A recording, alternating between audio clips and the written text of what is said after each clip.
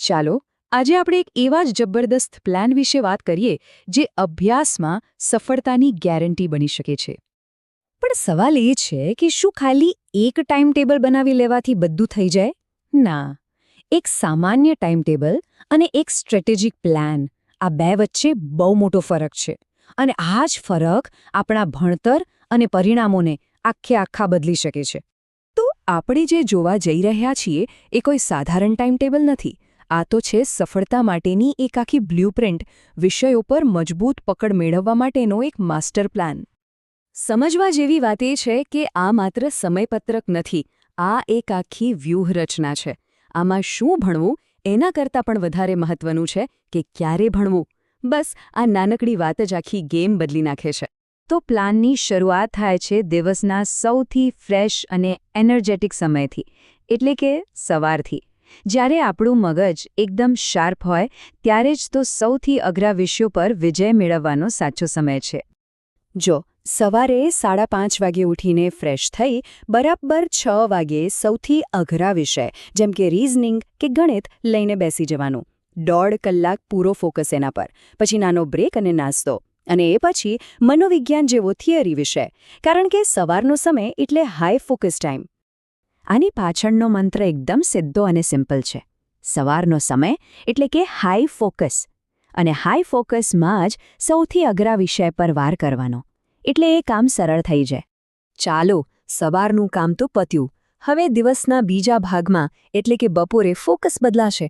હવે માત્ર થિયરી નહીં પણ એને પ્રેક્ટિસમાં ઉતારવાનો સમય છે. બપોરે 12 થી 1 ગુજરાતી, હિન્દી કે જીકે જેવું વાંચન અને નોટ્સ બનાવવાનું કામ, પછી લંચ અને થોડો આરામ, જે ખૂબ જરૂરી છે. અને પછી સૌથી અગત્યનું 2 થી 3 વાગ્યાનો સમય છે જૂના પ્રશ્નપત્રો એટલે કે PYQ સોલ્વ કરવાનું. આનાથી જ તો ખબર પડશે કે પરીક્ષામાં શું પૂછાય છે.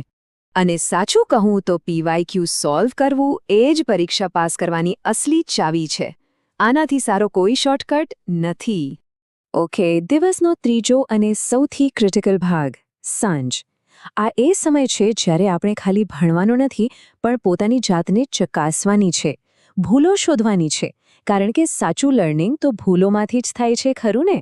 તો સાંજે 5 થી 6:30 કોઈ પણ જાતના ડિસ્ટર્બન્સ વગર એક મોક ટેસ્ટ અથવા MCQ પ્રેક્ટિસ કરવાની. પછી અડધો કલાકનું બ્રેક, અને 7 થી 8 જે પણ પ્રશ્નો ખોટા પડ્યા હોય એનું એકદમ ડિટેલમાં એનાલિસિસ કરવાનું. કેમ ખોટો પડ્યો, કયો કોન્સેપ્ટ કાચો છે, એ બધું. એક વાત મગજમાં ફિટ કરી લેવા જેવી છે. ખાલી મોક ટેસ્ટ આપ્યા કરવી એ તો અડધી જ તૈયારી છે, અધૂરી તૈયારી.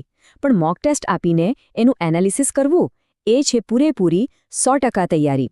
આના વગર સફળતા મળવી મુશ્કેલ છે. અને હવે આવીએ દિવસના અંતિમ પડાવ પર. રાત્રે કંઈ પણ નવું નથી ભણવાનું.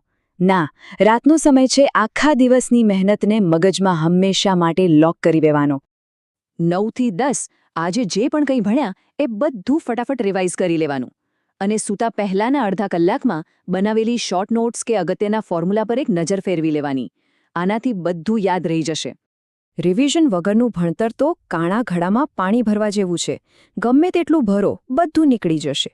એટલે રિવિઝન જ્ઞાનને મગજમાં પાક્કું તાળું મારી દે છે. તો આખા દિવસની મહેનતને જો સારાંશમાં જોઈએ તો આ એક સિમ્પલ પણ ખૂબ જ પાવરફુલ ફોર્મ્યુલા બની જાય છે. નિપુણતાનું સૂત્ર. આ 4 સ્ટેપની વ્યૂહરચના છે. પહેલું, સવારે સૌથી અઘરા વિષયને પકડો. બીજું, બપોરે પ્રેક્ટિસને સૌથી વધુ પ્રાથમિકતા આપો. ત્રીજું, સાંજે દરેક ભૂલનું બારીકાઈથી વિશ્લેષણ કરો. અને ચોથું, રાત્રે સૂતા પહેલાં દરરોજ રિવિઝન કરો. બસ આટલું જ. જુઓ, સફળતાની આ બ્લુપ્રિન્ટ તો અહીં તૈયાર છે. રસ્તો સ્પષ્ટ છે, પણ એના પર ચાલીને મંઝિલ સુધી કોણ પહોંચશે? આ સમયપત્રક તો એક હથિયાર છે, પણ એનો ઉપયોગ કરીને શું સિદ્ધ કરવું એ નિર્ણય તો હવે લેવાનો છે.